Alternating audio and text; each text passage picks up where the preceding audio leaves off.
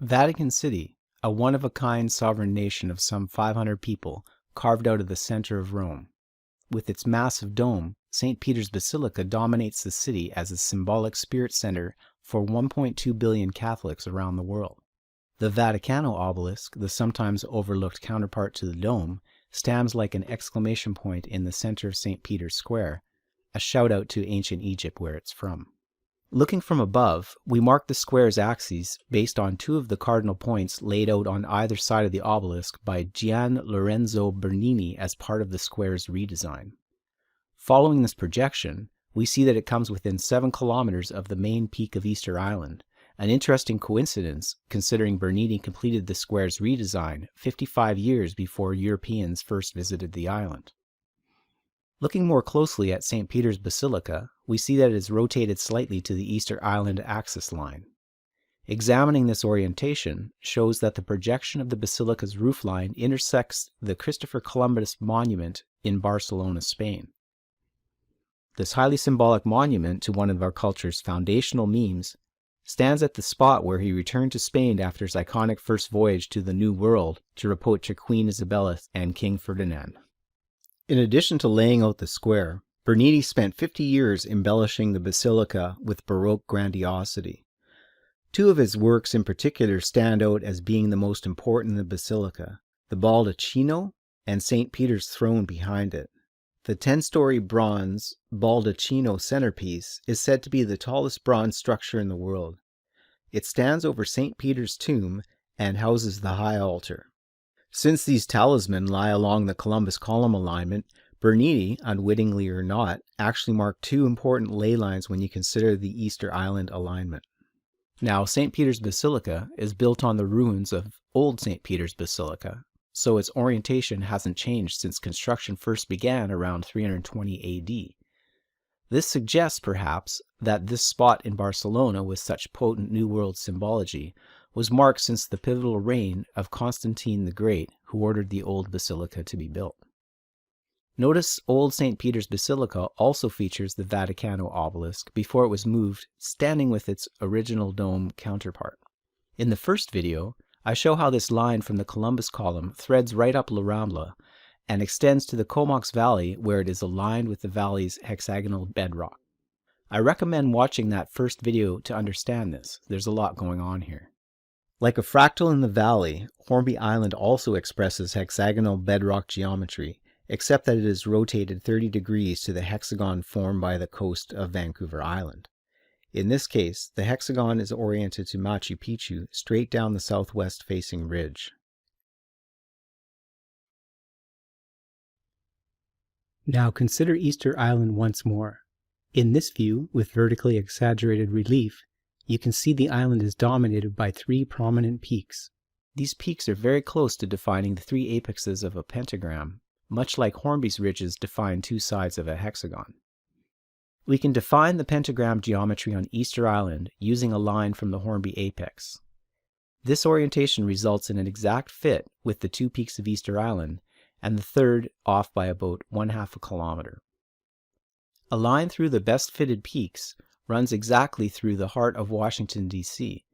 In fact, if the line is brought to the dome of the Capitol building, the pentagram relationship with the Hornby Island apex is as exact as it can be in Google Earth, better than 1/100th of a degree. If you instead bring the line to the White House, it runs through an apex of the Pentagon World War Headquarters and nearly bisects it, a compelling alignment considering the island itself is pentagonal.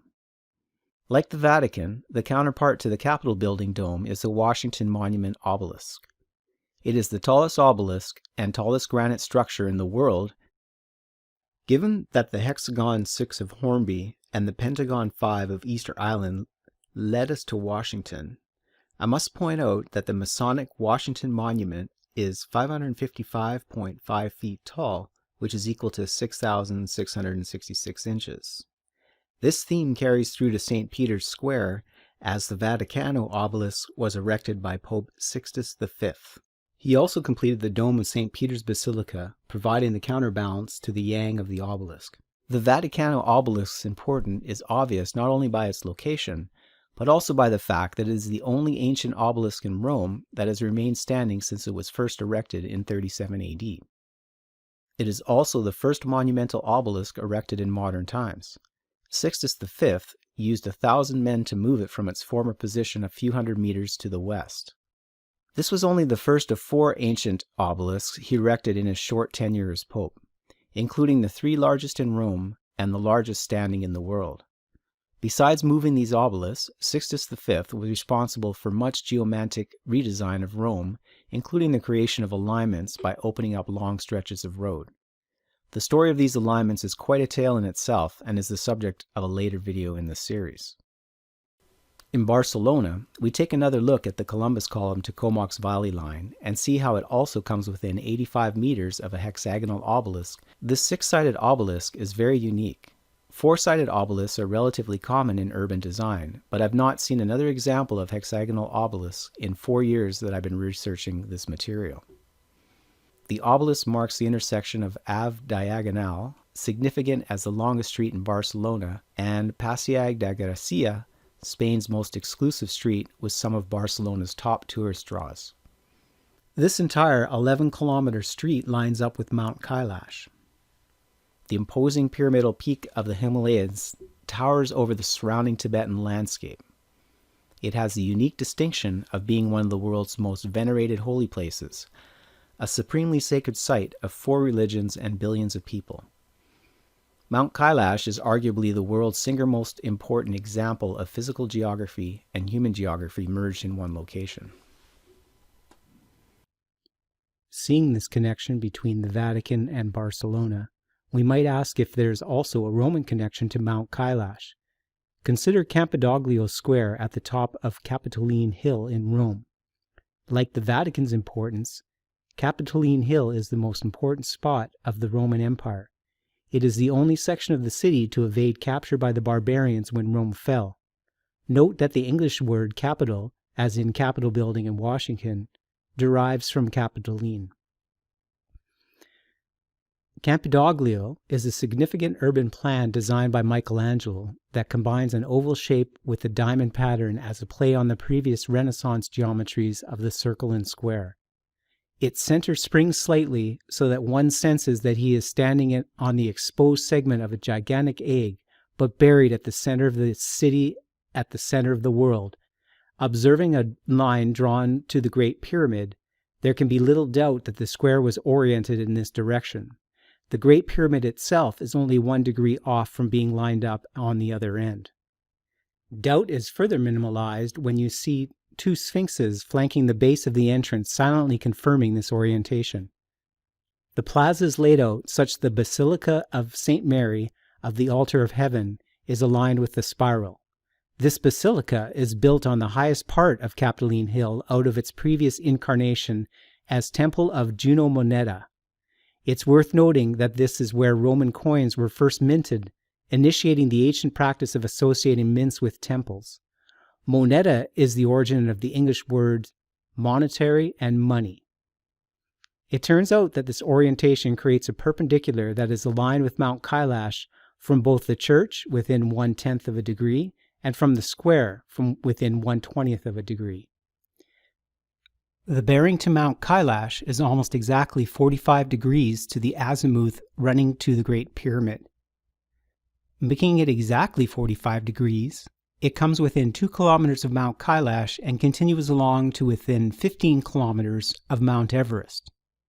Project the bearing to the other side of the world, and it passes through the Nazca lines in Peru, coming within 5 kilometers of the center of the famous geoglyphs.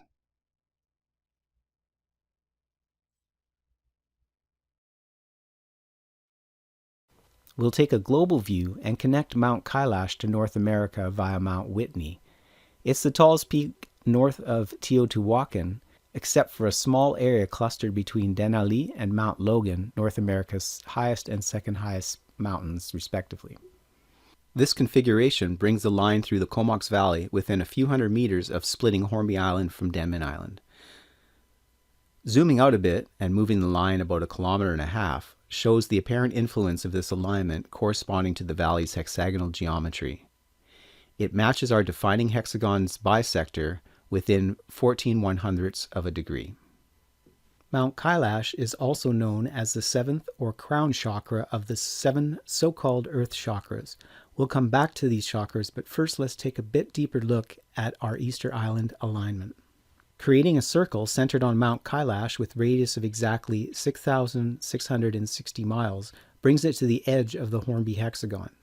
The 6,660-mile distance to the Hornby hexagon shows that the bedrock geometry of the Comox Valley not only has repeating digits encoded in its dimensions, but also in its relationships. Another example is the distance between the centers of the two hexagons being 666,666 inches. You can see the patterning continues over Comox and the Air Force Base. Moving the foundation lines to an apex of this Comox hexagon shows how its positioning and size are set by the nearly perpendicular alignments and the headquarters of the Freemasonic Lodge 188. This perpendicular point also anchors a line from Easter Island that passes just 600 meters from the peak of Mount Shasta, which is another earth chakra, this time the first or root chakra. Mount Shasta has important geography, both physical and human. It is the second highest and most voluminous volcano in the Cascade Volcanic Arc. The mountain is well known as a sacred site and has been the subject of an unusually large number of myths and legends. I came across these 7 earth chakras early in my research on a website by Robert Kuhn, who seems to be the source of this information. I can't say whether the New Age story he tells about the chakras is true, but I do know they keep showing up again and again in important alignments I've found. I'm listing the chakras for completeness because they continue to play such an important role in the rest of this video series. Mount Shasta is the first, or root chakra. Isla del Sol is the second, or sacral. Uluru is the third chakra, corresponding to the solar plexus. Glastonbury, Shaftesbury, is the fourth, or heart chakra. The fifth, or throat chakra, is the Great Pyramid. The sixth, or third eye, is Kui Malek Sia in Iran, on the border of Iran, Pakistan, and Afghanistan. Amazing geopolitical intersection of New World meddling. The seventh, or crown chakra, is Mount Kailash, as we've already seen.